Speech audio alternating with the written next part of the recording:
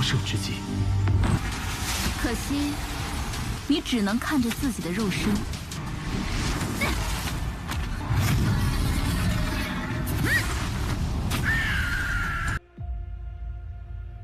Halo semuanya, bagaimana nih kabar kalian? Semoga kalian dalam keadaan baik-baik saja, sehat selalu, serta dilancarkan rezekinya ya guys. Amin. Untuk Kamis malam, atau biasa kalian sebut sebagai malam Jumat, kita akan melanjutkan tonghua dari Perfect World, tepatnya untuk episode 183, kalau nggak salah seperti itu ya. Yang dimana untuk episode kali ini, akanlah membuat kalian benar-benar sangatlah tegang. Ya, untuk pembaca novelnya sih sudah pasti tahu lah ya, tetapi itu masihlah belum pasti. Jadi penasaran bukan? Langsung saja kita masuk ke dalam ceritanya. Xiahou yang telah menyadari kalau jiwanya ini ditahan, dia mencoba untuklah memberontak. Tetapi Yue Chan memberitahu kalau percuma saja dia berusaha, karena dirinya ini masih mempunyai bantuan untuklah menghadapi dirinya. Yang dimana kalau dia menggunakan serangan milik dari Jingyi untuklah menahan serangan dari Xiahou. Wow. Tetapi beruntung saja, Xiahou berhasil untuklah mengeluarkan jiwa milik dari Yue Chan. Dan juga Jingyi mencoba untuklah kembali menyerangnya. Akan tetapi serangannya berhasillah dihindari. Untuk Jingyi sendiri, dia pun langsung memujinya. Karena dia ternyata telah berhasil untuklah menguasai teknik pencerminan jiwa yang begitu legendaris. 你还有手段？你也尝尝滋味。你只能看着自己的肉身。 Dan Yue Chan langsunglah membalasnya, jika mereka berdua bersatu, maka dia juga akanlah bisa menguasainya. Wow. Lalu Xiahou juga langsunglah menggunakan telur abadinya untuklah menyerang ke arah Yue Chan. Tetapi sayangnya dia terlihat begitu sangatlah kelelahan dan tidaklah bisa untuk melanjutkannya. Dan Xiahou pun langsung berbisik kepada Jingyi untuk sisanya dia serahkan kepadanya.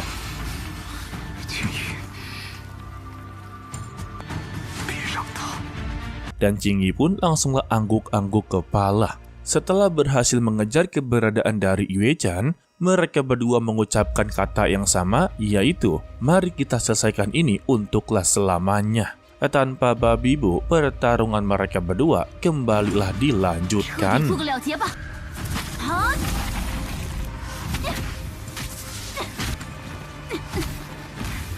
Dan keluarlah kekuatan naga serta Phoenix. Dan mereka berdua langsunglah melakukan bentrok kekuatan yang begitu hebat. Setelah ledakan spiritual yang begitu besar, mereka langsunglah menerjang bersama-sama dan lagi-lagi melakukan bentrokan kekuatan. Hal ini juga membuat Xiahou menjadi begitu sangatlah khawatir. Dia meminta untuklah bertahan sebentar dan dia teringat dengan perkataan kalau api kuno setelah jatuhnya sang abadi, biasanya setelah itu orang akanlah memasuki cermin api ilahi. Namun mengapa untuk Yue Chan selalu berada di tubuhnya Jingyi? Hal ini membuat Xiahou menjadi begitu kebingungan. Apakah mereka berdua jika bergabung, ingatan mereka berdua ini akanlah menghilang? Dan juga apakah benar-benar ada tanda sebuah jiwa? Sementara itu, untuk mereka berdua telah berada di laut kesadaran. Dan Yue Chan memberitahu kepada Jingyi untuklah singkirkan obsesinya, sembari menerjang ke arahnya. Dan jawaban dari Jingyi kalau dia sama sekali tidaklah bisa untuk menahan dirinya. Lalu Jingyi kembali mempertanyakan lagi bagaimana dengan botol penekan jiwa. Tetapi sayangnya untuk botol penekan jiwa juga dapatlah dihancurkan. 放下执念。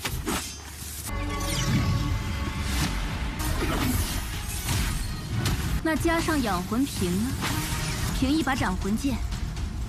Hal ini membuat Yue Chan tampak begitu sangatlah kesal karena dirinya lagi dan lagi haruslah gagal total. Dan Jingyi kembali mencoba memprovokasi, kalau bukan hanya botol penekan jiwa yang bagus, maka tidak akanlah pernah bisa untuk menahan dirinya. Tetapi Yue Chan langsunglah tersenyum kalau dia mempunyai botol penekan jiwa yang asli, di mana botol penekan jiwa tersebut berbentuk besar dan langsunglah menghisap ke arahnya Jingyi. Wow! Alhasil, tubuhnya dari Jingyi langsunglah tidak bisa bergerak. Sementara itu, untuk di luar, Xiao yang sudah selesai untuklah memulihkan kekuatannya dan berniat untuk membantu pertarungan ini, dia langsunglah dikejutkan kalau pakaian dari Jingyi secara perlahan-lahan mulailah menghilang dan juga Xiao tampaklah begitu terkejut. Tetapi ini adalah kesempatan dalam kesempitan Uhui. Sedangkan untuk di Laut Kesadaran, Jingyi memberitahu kepada Yue Chan, mohon maaf kalau dirinya ini akanlah membuat pikirannya benar-benar hancur. Ditambah juga untuk bayang-bayang Jingyi yang berada di dalam tubuhnya Yue Chan secara tiba-tiba keluar dan mencoba untuklah menggoda Xiao. Hal ini juga membuat Yue Chan benar-benar sangatlah kesal dan dia mencoba untuklah begitu tenang serta mengancamnya. 行动以极为艰难，让我放弃吗？清月宴与我身心一体。 Apakah dia pikir semua ini dapatlah mengganggu pikirannya dan Jingyi hanyalah tersenyum kepadanya. Lalu bayangan milik dari Jingyi langsunglah berubah menjadi burung phoenix dan teruslah menyerang ke arah Xiao. Sedangkan untuk Xiao sudahlah mengetahui apa yang direncanakan oleh Jingyi, dia meminta kepada burung phoenix tersebut untuklah bersikap lembut kepadanya. Sehingga dengan bayangan milik dari Jingyi yang sedanglah berada di luar, membuat Yue Chan benar-benar sangatlah khawatir. Dan dia pun menjadi begitu sangatlah lengah yang membuat Jingyi mendapati kesempatan mengeluarkan kekuatan penuhnya.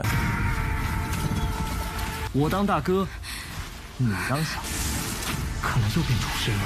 Dan langsunglah menyerang perutnya yang membuat dia langsunglah terpental. Dari semua ini membuat Jingyi berhasil untuklah melepaskan ikatannya dan mereka berdua kembali melanjutkan pertarungannya.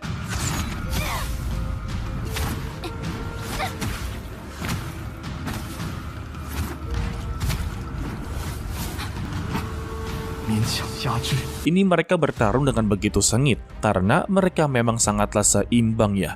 Padahal Mimin berharap salah satu dari mereka haruslah terluka parah. Mereka yang terus melakukan pertarungan di Laut Kesadaran membuat bayangan milik dari Jingyi langsunglah berubah menjadi phoenix, berubah menjadi dirinya, begitu terus menerus. Dan untuk Xiao akhirnya menyadari sepertinya untuk segel jiwa milik dari Yue Chan mulai mengalami kelonggaran. Mungkin saja masih ada kesempatan untuklah menyelamatkan mereka berdua. Tetapi secara tiba-tiba, dahi milik dari Yue Chan langsunglah mengeluarkan sinar begitu besar. Xiao tampak begitu terkejut, ternyata kekuatan jiwa mereka berdua ini sungguhlah begitu luar biasa. Tidak sampai di situ juga, pakaian milik dari Yue Chan dan juga Jingyi sudah benar-benar terlepas dan kini hanya memakai pakaian dalam saja. Ya sebutnya seperti itulah. Sedangkan di Laut Kesadaran, Yue Chan menyuruh dia untuklah melihat keluar. Setiap mereka melakukan pertarungan dan melakukan pergerakan yang sama, itu terlihat seperti menyatu. Jadi lebih baik mereka bergabung untuklah menjadi satu. Dan dia meyakinkan kalau mereka nantinya bergabung menjadi satu, maka kekuatan jiwa mereka juga akanlah menjadi lebih kuat lagi nantinya. Akan tetapi, Jingyi tetaplah menolak tawaran tersebut. Mau bagaimanapun juga, mereka tidak akanlah bersatu. Dari penolakan tersebut, Yue Chan memutuskan kalau dia hanyalah perlu untuk menyingkirkan dirinya. Maka dia akanlah bersatu kembali. Lagi dan lagi pertarungan mereka pun kembalilah dilanjutkan. Namun secara tiba-tiba Jingyi langsunglah menggunakan kekuatan segel jiwanya, yaitu burung layang-layang Jingyu langsunglah dikeluarkan. Dan Yue Chan langsunglah tertawa dengan memberitahu bagaimana bisa dengan kemampuan tersebut untuklah mengalahkan dirinya. Tetapi Jingyi langsung memberitahu siapa yang bilang kalau serangan tersebut digunakan untuklah menyerang dirinya. Tetapi serangan tersebut langsunglah dikerahkan keluar lautan kesadaran mereka berdua yang membuat tubuh dari Xiao langsunglah terkena serangan dan juga pakaian dari Xiao langsunglah terlepas secara perlahan-lahan. Untuk Xiao, dia menjadi begitu sangatlah kebingungan dan juga terkejut.